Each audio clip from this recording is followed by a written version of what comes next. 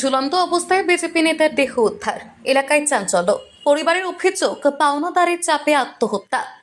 কাতিরাইল এলাকায় ঝুলন্ত অবস্থায় উদ্ধার হলো বিজেপির যুব মোর্চার কাটিগড়া মণ্ডল কমিটির সভাপতি সত্যজিৎ দাসের মৃতদেহ। ঘটনাকে কেন্দ্র করে এলাকা জুড়ে তীব্র চাঞ্চল্য এবং শোকের ছায়া নেমে এসেছে। পরিবারের পক্ষ থেকে অভিযোগ, অতিরিক্ত পাওনাদারের চাপ সহ্য করতে না পেরে আত্মহত্যার পথ বেছে নিয়েছেন সত্যজিৎ। রবিবার রাত প্রায় 10টা নাগাদ বাড়িতে ফিরে সত্যজিতের বড় ভাই বিষ্ণু দাস দেখতে পান যে সত্যজিতের ঘরের দরজা ভেতর থেকে বন্ধ। বহু ডাকাডাকির পরও সাড়া না পেয়ে দেওয়ালের ফাঁক দিয়ে উকি দেন তিনি। তখনই চোখে পড়ে ঘরের ভেতরে ঝুলন্ত অবস্থায় রয়েছে সত্যজিতের দেহ। এই দৃশ্য দেখে চিৎকার করলে ছুটে আসেন স্থানীয় বাসিন্দারা। সঙ্গে সঙ্গে খবর দেওয়া হয় কাটিগড়া থানায়। খবর পেয়ে ঘটনাস্থলে পৌঁছান কাটিগড়া থানার ওসি নীলকমল বড়ুয়া এবং সার্কেল ম্যাজিস্ট্রেট রবার্ট টোলার। ম্যাজিস্ট্রেটের উপস্থিতিতে দরজা ভেঙে মৃতদেহ উদ্ধার করে পুলিশ। দেহের অবস্থা দেখে ডাকা হয় ফরেনসিক টিমকে। তারা ঘটনাস্থল পুঙ্খানুপুঙ্খভাবে তদন্ত করে। প্রাথমিক তদন্ত শেষে মৃতদেহ ময়না তদন্তের জন্য শিলচর মেডিকেল কলেজ ও হাসপাতালে পাঠানো হয়েছে। পরিবারের অভিযোগ, পাওনাদারের অত্যাধিক চাপ এবং মানসিক যন্ত্রণার কারণেই আত্মহননের পথ বেছে নিতে বাধ্য হয়েছেন সত্যজিৎ দাস। পুলিশের পক্ষ থেকে ঘটনার পূর্ণাঙ্গ তদন্ত চলছে। আমরা অত্যন্ত মর্মাহত। কিছু সময় আগে আমরা সবই, আজকে এখানে অনুষ্ঠান চলছে, বিবাহ অনুষ্ঠান সবই ছিলাম, কিন্তু হঠাৎ একটা খুব স্যাড মেসেজ এলো যে আমাদের এক ছোটো ভাই, আমাদের মণ্ডল বিজেপির যুব মোর্চার সভাপতি, হঠাৎ আকস্মিক একটা দুর্ঘটনা, আত্মহত্যা।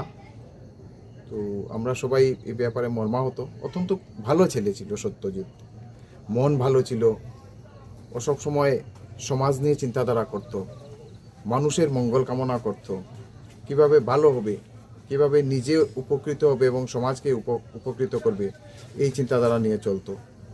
মানে আজকে আমরা একটা বিরাট শূন্যতা ফিল করছি, বিশেষ করে যুব সমাজের মধ্যে একটা বিরাট একটা শূন্যতা ফিল হচ্ছে, এবং এই শূন্যতাটা পূরণ করা বড় কষ্টদায়ক। এ ধরনের আত্মহত্যা মানে আমরা মেনে নিতে পারছি না। আমরা গভীর শোক প্রকাশ করছি এবং সেই শোকসন্তপ্ত পরিবারের প্রতি সমবেদনা জ্ঞাপন করছি। এখন বিষয়টা প্রশাসনিক ব্যাপার, প্রশাসন দেখবে কি করার, সেটা প্রশাসন ব্যবস্থা নেবে। অত্যন্ত দুঃখের সহিত বলার ভাষা নেই আমাদের কাছে। আমাদের সবার প্রিয়, আমাদের ছোট ভাই, তরুণ তর্কী নেতা, ভারতীয় জনতা যুব মোর্চার সভাপতি শ্রী সত্যজিৎ দাস। রাত্রে আমি এক বিবাহতে ছিলাম।